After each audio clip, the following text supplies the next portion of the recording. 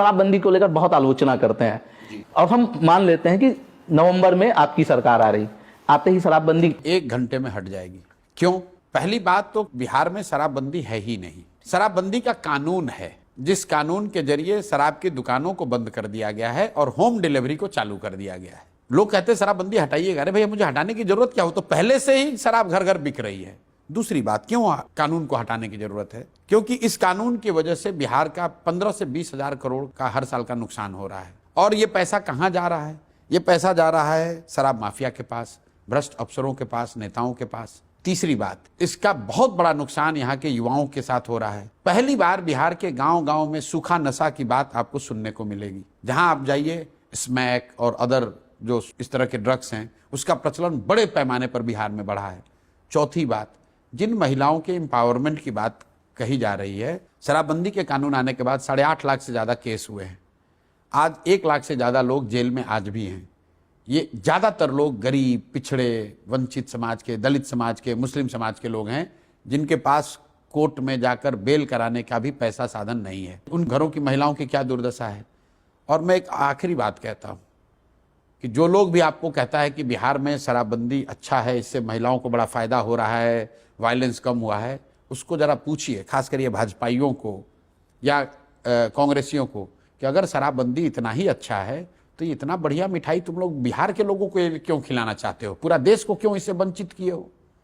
भाजपाइयों में दम है तो पूरे देश में शराबबंदी लागू कर दें। अगर शराबबंदी से इतना फायदा है तो मोदी जी उसको देश में क्यों नहीं लागू कर दे रहे हैं? अगर शराबबंदी से इतना फायदा है तो राहुल गांधी इसको कर्नाटक, तेलंगाना में क्यों नहीं लागू करा देते हैं?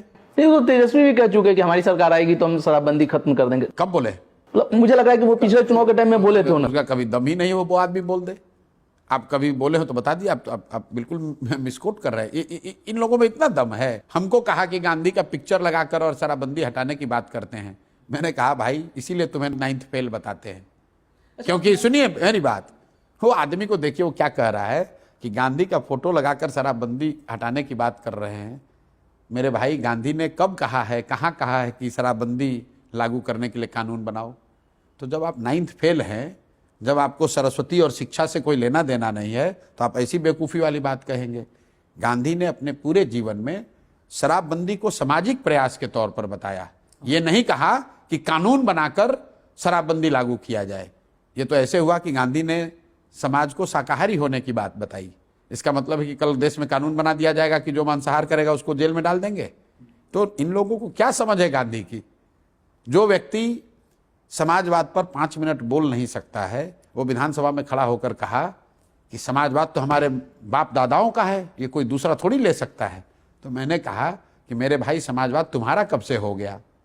समाजवाद तो लोहिया जी का है, समाजवाद जयप्रकाश का है, समाजवाद मधु लिमये का है, समाजवाद जॉर्ज फर्नांडिस का है। आपका समाजवाद कब से हो गया? आप तो समाजवाद का परिभाषा पढ़, मतलब लिखा हुआ अगर हो कागज पर, तो तुम 5 मिनट में पढ़ नहीं सकते हो कि समाजवाद की परिभाषा क्या है। ये इन लोग की दुर्दशा है, ये इनकी हालात है। ये क्या करेंगे बिहार?